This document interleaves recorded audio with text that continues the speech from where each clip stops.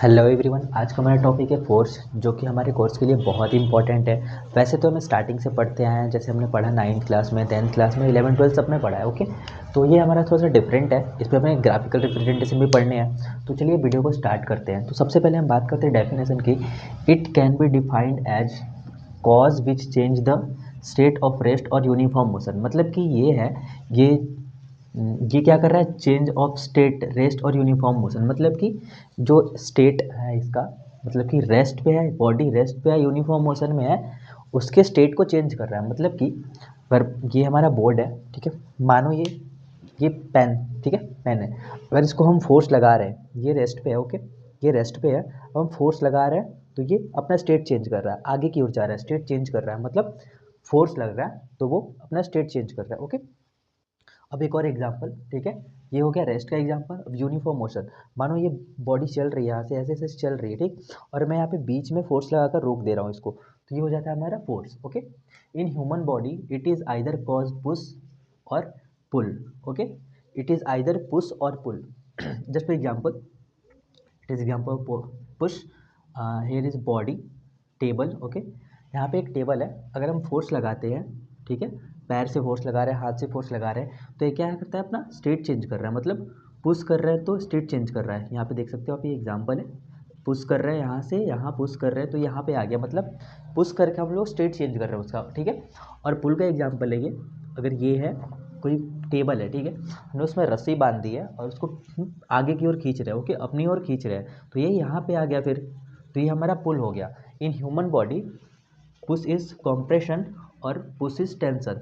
अगर हम पुश करते हैं तो कॉम्प्रेस होती है बॉडी, ओके, मसल्स, और पुल करते हैं तो मसल पे टेंशन आता है। Okay, in human body muscular force are work. Okay, human body में क्या होता है, muscular force are worked, muscular force are worked, okay, but it is not necessary that only muscular force are worked. मतलब कि यहाँ पे बस muscular force लग रहा है ये इंपॉर्टेंट नहीं है, इसके साथ साथ ग्रेविटेशनल फोर्स और एक्सटर्नल फोर्स भी लगते हैं, वो हम आगे पढ़ेंगे क्लासिफिकेशन ऑफ फोर्सेज में। ओके, अब हम देखते हैं एसआई यूनिट क्या होती है फोर्स की। एसआई यूनिट होती है न्यूटन्स, इसको एन से डिनोट करते हैं, और मीटर पर सेकेंड स्क्वायर। ओके, मीटर पर सेकेंड स्क्वायर। ओके, अब हम बात करते हैं सीजीएस यूनिट की, जो होती है डाइन। सीजीएस यूनिट इसका क्या होता है, डाइन, और इसको भी हम लिख सकते हैं सेंटीमीटर पर सेकेंड स्क्वायर। ओके, अब हम देखते हैं डायग्रामेटिक रिप्रेजेंटेशन ऑफ फोर्स कैसे करते हैं, डायग्राम के थ्रू कैसे रिप्रेजेंट कर सकते हैं। Okay, it is vector quantity, मतलब अगर वेक्टर क्वांटिटी है तो क्या होगा, having magnitude and direction. Okay, it can be expressed in two ways, मतलब कि डायग्रामेटिक रिप्रेजेंट करना है तो हमें दो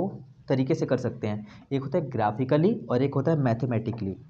ओके, नेक्स्ट है अपना ग्राफिकल रिप्रेजेंटेंट ऑफ फोर्स, मतलब ग्राफिकली कैसे रिप्रेजेंट कर रहे हैं फोर्स को, तो इसको हम रिप्रेजेंट करते हैं एरो या फिर एफ, कैपिटल एफ से या फिर एरो से रिप्रेजेंट करते हैं। तो हम देखते हैं एरो से कैसे रिप्रेजेंट कर रहे हैं, एरो के कैरेक्टरिस्टिक को देखेंगे, ठीक है।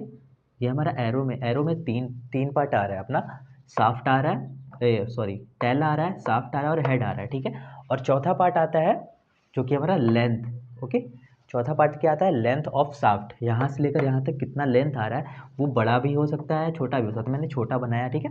तो हम एक एक करके देख लेते हैं टेल का क्या कैरेक्टरिस्टिक है। टेल क्या दर्शाता है, point of contact of force, मतलब कि फोर्स जो है किस पॉइंट से लग रहा है, कहाँ तक लग रहा है। ओके, और हेड हमारा क्या डायरेक्ट करता है, ये डायरेक्ट डायरेक्शन ऑफ फोर्स, मतलब कि हमारा ये, अब ये देख सकते हो, या फिर ऊपर लग रहा है, अपवर्ड लग रहा है फोर्स, ठीक है, यहाँ पे देख सकते हैं डाउनवर्ड लग रहा है, ये होता है लेफ्ट साइड या राइट साइड। ओके, ये हमारा हेड क्या दर्शाता है, डायरेक्शन दर्शा रहा है। ओके, और जो साफ्ट है ये लाइन ऑफ एक्शन, मतलब कि किस लाइन में लग रहा है, हॉरिजॉन्टल में लग रहा है, फ्रंटल में लग रहा है, या फिर सजाइटल में लग रहा है। ओके, किसी डायरेक्शन में लग सकता है। Okay, line of shaft, length of shaft, shaft का लेंथ क्या डायरेक्ट कर रहा है, ये जो है हमारा है, ये या तो हम इतना बड़ा भी कर सकते हैं या फिर इतना बड़ा भी कर सकते हैं, ठीक है। लेकिन ये क्या दर्शा रहा है, अपना लेंथ जो है, ये यहाँ से यहाँ तक जो है, इसको शाफ्ट बोलेंगे हम। ये क्या क्या डायरेक्ट कर रहा है, मैग्नीट्यूड ऑफ फोर्स, मतलब फोर्स में कितना मैग्नीट्यूड लग रहा है वो हमारा इंडिकेट कर रहा है। ओके, अब हम देखते हैं एग्जाम्पल के थ्रू, ठीक है।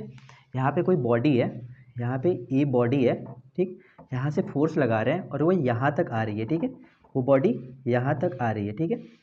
तो ये हमारा फोर्स है, एरो, ठीक है, ये कैपिटल एफ से इसको डिनोट कर दिया, ये एरो है, इंडिकेट कर रहा है, ठीक है। ये हमारा टेल है जो कि जिसके लिए मैंने ओ लिख दिया है, और ये हमारा हेड है जिसके लिए मैंने बी लिख दिया है, और ये शाफ्ट के लिए कैपिटल एफ। ओके, अब हम देखते हैं वो जो है हमारा टेल है, इसमें वो क्या हो सकता है, टेल है। ओके, इसका काम खत्म। और जो बी हमारा क्या है, डायरेक्शन, मतलब बी क्या इंडिकेट कर रहा है, डायरेक्शन ऑफ फोर्स, मतलब हेड क्या है, डायरेक्शन। ओके, एफ, एफ क्या इंडिकेट कर रहा है, magnitude of force. Okay, F क्या इंडिकेट कर रहा है, मैग्नीट्यूड ऑफ फोर्स। और शाफ्ट ऑफ एरो क्या इंडिकेट कर रहा है, line of action of force, मतलब कि फोर्स किस डायरेक्शन में लग रहा है। ओके, अब हम देखते हैं मैथमेटिकली फोर्स को कैसे रिप्रेजेंट करना है। तो मैथमेटिकली रिप्रेजेंट करना है रेक्टेंगुलर कोऑर्डिनेटेड, मतलब इसको RC system with X and Y axis, मतलब इसको एक्स एंड वाई एक्सिस पर रिप्रेजेंट करते हैं। कैसे कि कोई हम मान लेते हैं यहाँ पे कोई पॉइंट ओ है, और यहाँ से लाइन निकल रही है ए एंड बी, और अपवर्ड डाउनवर्ड लाइन निकल रही है बी एंड सी, ठीक, बी एंड डी।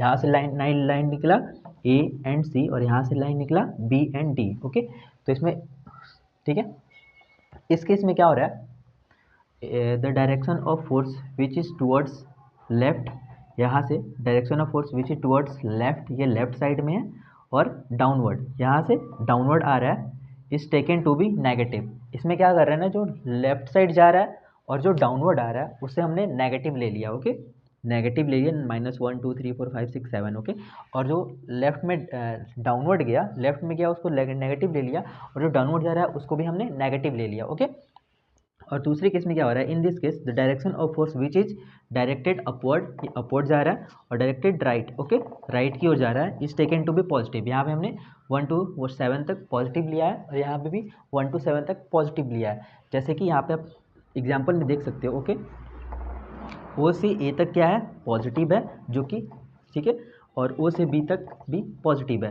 और इसका एग्जाम्पल देख सकते हो आप, ओ से डी तक, ओ से डी तक डायरेक्टेड डाउनवर्ड है, ठीक है, टुवर्ड्स डाउनवर्ड, तो इसको भी हमने नेगेटिव ले लिया है, और ओ से सी तक इसको भी हमने नेगेटिव ले लिया है। ठीक है, तो आई होप आप सबको ये समझ में आया होगा। अगर आपको वीडियो अच्छी लगी हो तो वीडियो को लाइक कर देना।